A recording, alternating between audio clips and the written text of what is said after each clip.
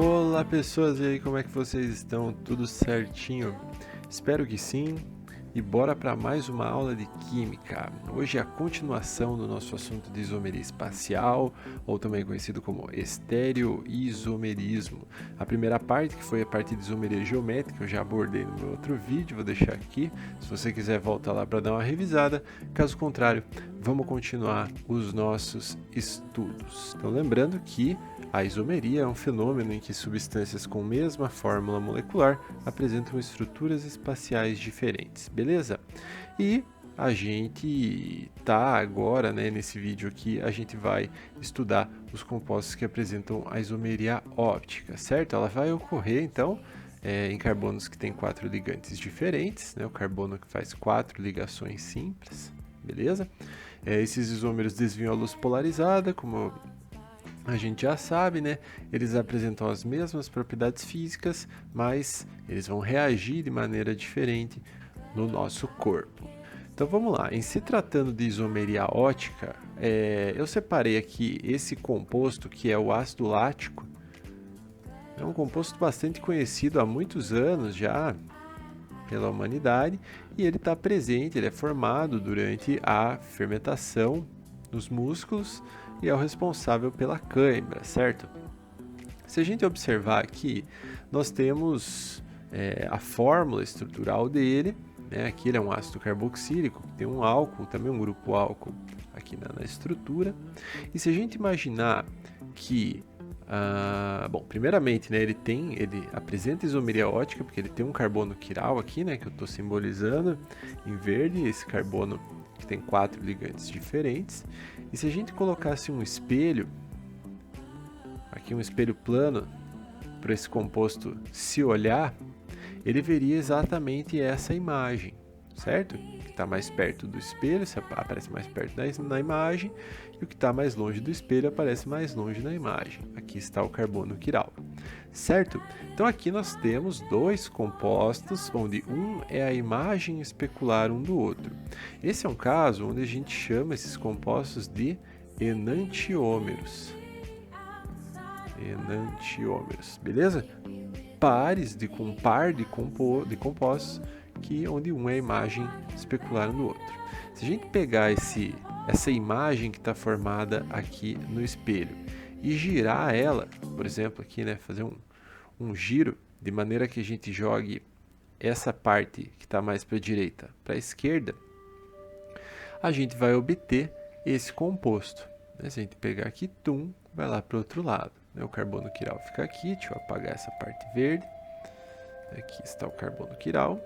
E a gente consegue observar que esses dois compostos são estruturalmente diferentes, tridimensionalmente, eles não apresentam a mesma estrutura. Por quê? No composto da esquerda, nós temos o radical metil, ou esse grupo CH3 aqui que está ligado na cadeia, que na verdade faz parte da cadeia principal, esse grupo CH3 está para frente do plano, é como se ele estivesse saindo da tela do computador, e o hidrogênio está entrando na tela do computador, como se ele estivesse para trás e a gente não enxergasse ele, certo? No caso desse composto aqui que está à direita, que seria a imagem especular do composto da esquerda, o CH3 está para trás do plano, ou seja, está lá para trás do computador, da tela do computador, não aparece, e o hidrogênio está saindo da tela do computador, certo?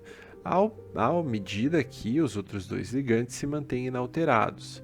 Ou seja, essa é a principal diferença entre os enantiômeros.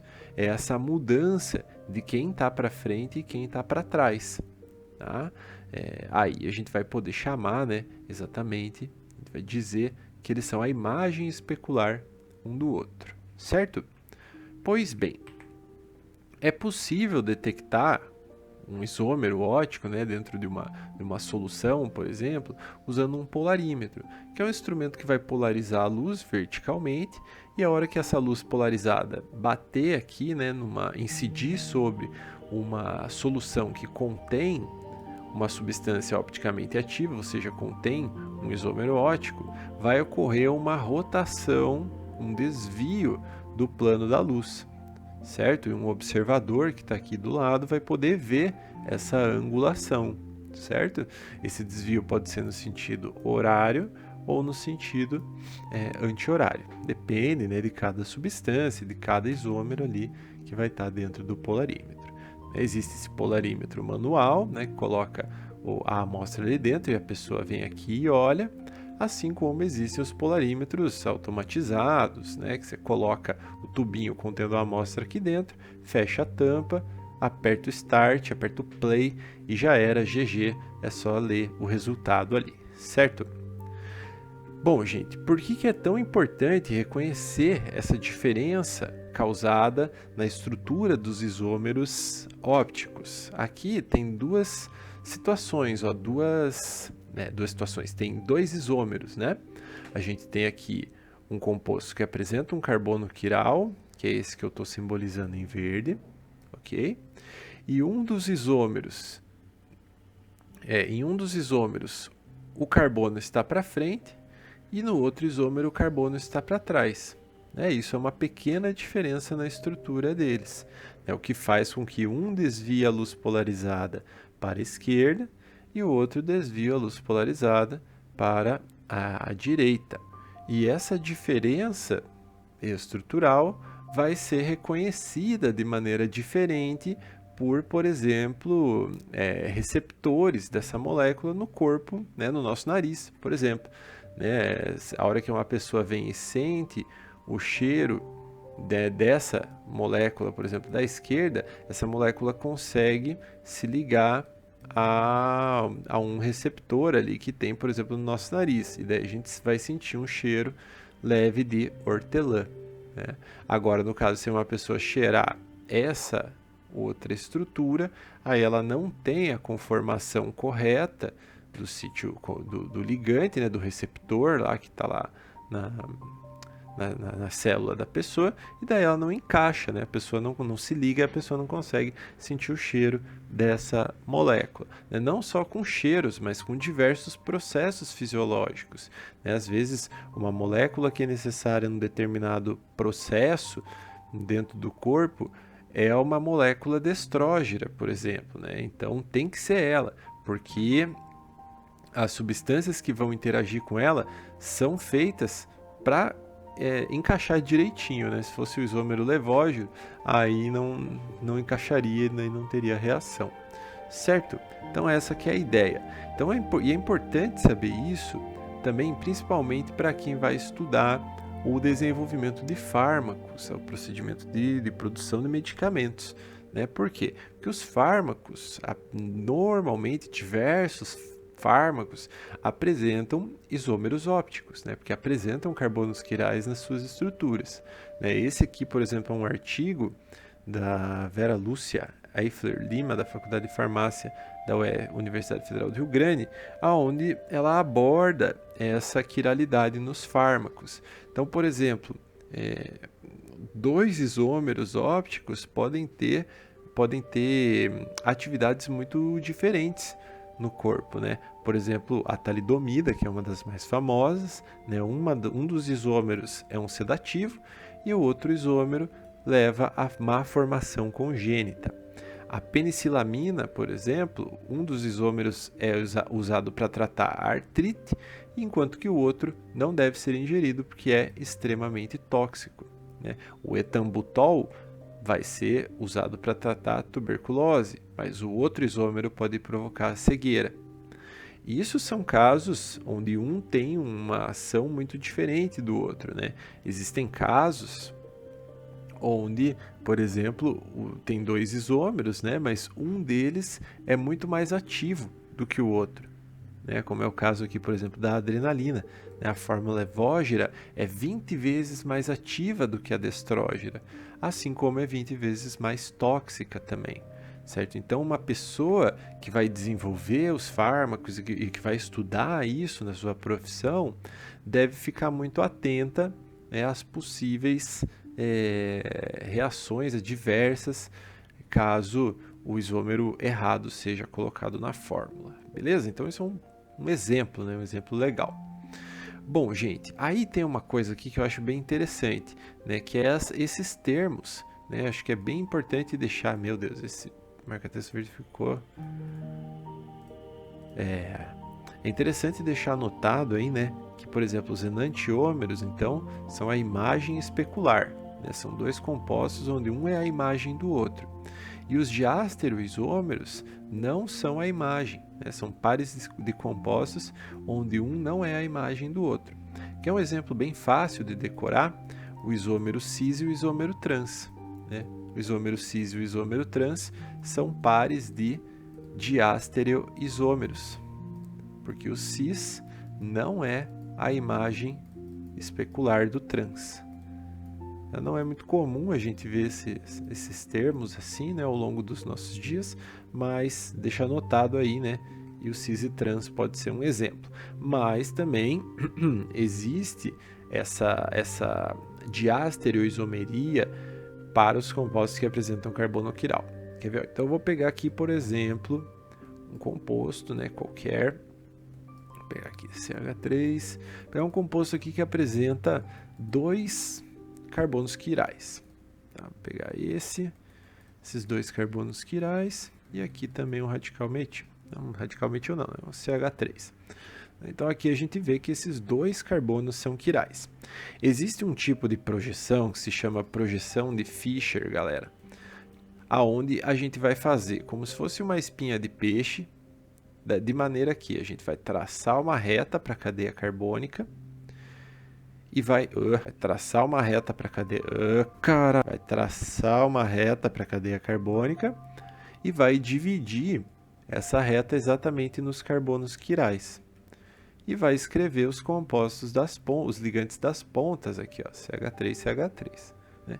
Então, nesse carbono quiral, por exemplo, tem um hidrogênio e um flúor, e aqui tem um hidrogênio e um OH.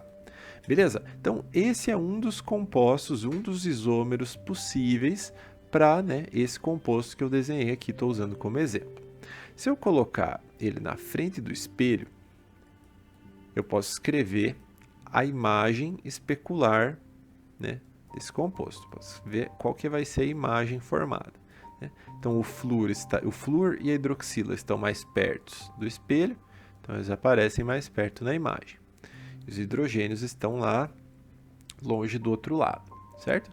Aqui a gente formou um par de enantiômeros. Justamente, né, se o composto tem carbono quiral, ele vai ter que apresentar pares de enantiômeros. Bom, essa quantidade aqui depende, obviamente, do número de isômeros ópticos. Se a gente usar aquela formulazinha para calcular o número de isômeros ópticos, que é 2 elevado a n, onde n é o número de carbonos quirais, eu vou ter aqui, ó, 2 ao quadrado. Então, eu vou ter 4 isômeros ópticos. A metade é destrógeno, por exemplo. Né? Então, eu tenho aqui 2 destrógenos. E a outra metade é levógeno. Tá? Destrógeno e levógeno. Para cada destrógeno, tem que ter um levógeno, que é a imagem especular dele. Então, os enantiômeros, na verdade, são pares de destrógenos e levógenos, né, que são a imagem exatamente um do outro. Agora, eu posso pegar, por exemplo, essa mesma estrutura aqui, esse mesmo composto, e alterar um dos ligantes. Por exemplo, eu vou mudar esse primeiro,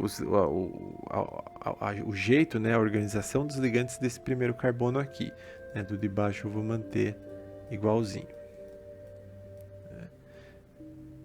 Então a gente observa aqui que esses 2 primeiros aqui são diferentes agora.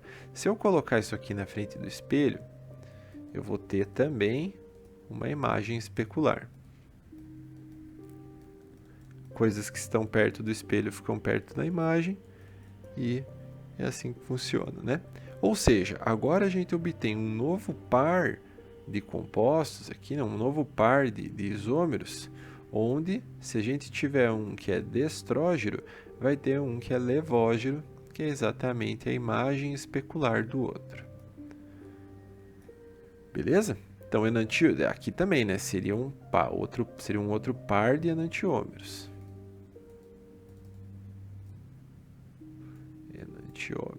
Beleza? E essa é a ideia. Dos 4 isômeros ópticos que a gente tem aqui, 2 são destrógeros, 2 são levógeros, e cada destrógero tem um levógero que é o seu enantiômero. Agora, se a gente pegasse aqui desses isômeros, comparasse, por exemplo, esse destrógero que eu estou destacando em roxo, com esse primeiro levógero que eu também estou destacando em roxo, eles não são a imagem um do outro. Então, esses dois são um par de diastereoisômeros. Diastereoisômeros. A letra ficou feia, mas sabe como é que é, né? Diastereoisômeros, porque não são a imagem especular um do outro. Beleza? Se a gente comparar esses outros aqui, né? Esse destrógero, por exemplo, com esse levógero, também não são a imagem especular um do outro, né? Se eu comparar também, agora eu vou mudar aqui a cor da minha tinta da caneta, pegar verde. Se eu comparar esse primeiro destrógero verde com esse segundo destrógero também verde aqui, eles também são o quê? Diastereoisômeros. Porque não são a imagem especular um do outro. Beleza? Então, o mais importante dos isômeros ópticos são os enantiômeros. Eles são os mais relevantes de serem analisados. É claro que aqui eu fiz isso porque eu só tinha 2 carbonos quirais. Então, eu só tinha 4 possíveis isômeros, fica fácil de fazer essa estrutura. Agora, se eu tivesse 8 carbonos quirais na mesma molécula, não ia ficar fazendo isso, né? Então, você entende o que eu quero dizer. Beleza? Pois bem, gente, o Enem não costuma cobrar isso, né? Não costuma cobrar isomeria óptica. Até hoje, a gente não viu um número expressivo de questões que cobrem especificamente que você saiba reconhecer um carbono quiral, né? Mas já caiu, né? Por exemplo, no Enem 2014 teve essa questão onde falava que o estudo de compostos orgânicos permite aos analistas definir propriedades físicas e químicas responsáveis pelas características de cada substância descoberta. Um laboratório investiga moléculas quirais cuja cadeia carbônica seja insaturada, heterogênea e ramificada. A fórmula que se enquadra nas características da molécula investigada é ABCDOE, certo? Então a gente tem que buscar uma molécula quiral, né? Ou seja, uma molécula que tem um carbono quiral, um carbono assimétrico, que seja insaturada, ou seja, tenha dupla ou tripla entre carbonos, que seja heterogênea, ou seja, que tenha enxofre, oxigênio ou nitrogênio entre carbonos, e que seja ramificada, que tenha carbono terciário ou quaternário. Beleza? E para isso a gente já tem essas possíveis moléculas aqui, certo? Então, se a gente pegar aqui a molécula da letra A, ela tem CH3, aí ela tem CH, ou seja, carbono ligado em hidrogênio, 2 vezes. Observe que esse 2 está para fora do parênteses. Isso quer dizer que tem 2 partes de CH, 2 repetições aqui, né? CH com CH, né? Que continua CH. Esse CH está preso a um OH, né? Quando a gente tem aqui entre parênteses, algo entre parênteses do lado do carbono, quer dizer que isso está ligado no carbono, né? Aí eu tenho C ligado a O por meio de dupla, NH e CH3. Então aqui é uma amida, né? Letra A. Observe que aqui nesses carbonos está faltando uma ligação para cada um. Então eu vou colocar uma dupla e daí fica tudo certo, né? Sempre a gente tem que fechar 4 ligações, né? Então essa molécula é uma molécula quiral? Sim. Esse carbono aqui que eu estou destacando em vermelho é um carbono quiral. Ela apresenta dupla ligação entre carbono? Sim, apresenta. Apresenta enxofre, oxigênio ou nitrogênio entre carbono? Sim, apresenta aqui, né? E ela apresenta carbono terciário? Não, não apresenta, né? Nem carbono quaternário. Então essa daqui não é a molécula que está sendo investigada. A letra B é muito parecida com a letra A, só que daí ao invés de OH, a gente tem CH3, né? Se a gente observar aqui, ó. Então, mas daí acho que vai dar, né? Olha só, vamos desenhar ela. CH3, aí temos duas repetições de CH, aí temos carbono ligado em hidrogênio e ligado em CH3, ligado em C dupla O, NH e CH3. Então vamos ver, essa molécula é quiral? Sim, ela apresenta um carbono quiral que eu estou destacando aqui em azul. Aqui faltou a dupla, né? Para completar, sempre completando 4 ligações. Ela é insaturada? Sim, ela tem dupla entre carbonos. Ela é heterogênea? Sim, ela tem um nitrogênio entre carbonos. E ela é ramificada, ou seja, ela apresenta carbono terciário ou quaternário? Sim, essa daqui apresenta um carbono terciário aqui que eu estou destacando com a setinha azul, né? O próprio carbono quiral dessa molécula é o carbono terciário que dá a característica de cadeia ramificada. Portanto, a alternativa correta é a letra B. Deixa eu ver se eu separei aqui. Ah, moleque. Letra B é a resposta dessa questão. Beleza? Questão tranquila, né, de resolver. A única coisa que você precisa ficar esperto, ficar esperta, é com essa notação, né? Repare que aqui a gente tem duas unidades de CH, por isso que aparecia essa ligação dupla. Isso daqui não deve ser confundido com CH2. Muito cuidado com isso, certo? CH2 é uma coisa, é um carbono ligado em dois hidrogênios. CH, entre parênteses, e um 2 embaixo, quer dizer que são duas unidades de carbono ligado a hidrogênio. Beleza? Esse tipo de questão também apareceu já na UEPG, normalmente para a galera que curte fazer o PSS, já vem fazendo, né, os processos seletivos simplificados de várias universidades que tem, né, mas esse aqui eu tirei da UEPG. Para a galera do terceirão, todo ano cai, né, não tem como, é um fundamento bem básico da química orgânica. Então aqui, ó, aqui a gente tem a D-glicose, que é um monossacarídeo, né, tem essa fórmula estrutural. Então ela é um composto opticamente ativo? Sim, a gente pode observar que tem vários carbonos quirais aqui na estrutura da glicose. Então sim, ela é um composto opticamente ativo. Através da hidrólise, ela transforma-se em sacarose? Não. Né? Monossacarídeo não sofre hidrólise. Monossacarídeo já é a unidade básica. Sua fórmula mínima é CH2O. Se a gente pegar e contar os carbonos, os hidrogênios e oxigênios aqui, vai dar C6H12O6. E se a gente dividir tudo isso por 6, vai dar CH2O. Então sim, a fórmula mínima dela é essa. E só para completar, a número 1 a gente faz da seguinte maneira. Usando as massas molares que foram fornecidas aqui, ó, a gente calcula a massa molar da molécula de glicose, que eu já calculei aqui, é 180 gramas por mol.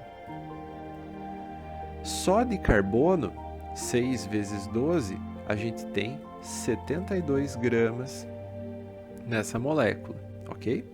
Se 180 gramas é a massa da molécula inteira, é 100%.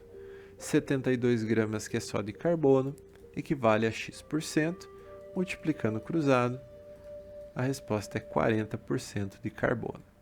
E ali falou que é 36, então está errada a 1. Né? A resposta correta é 40% de carbono.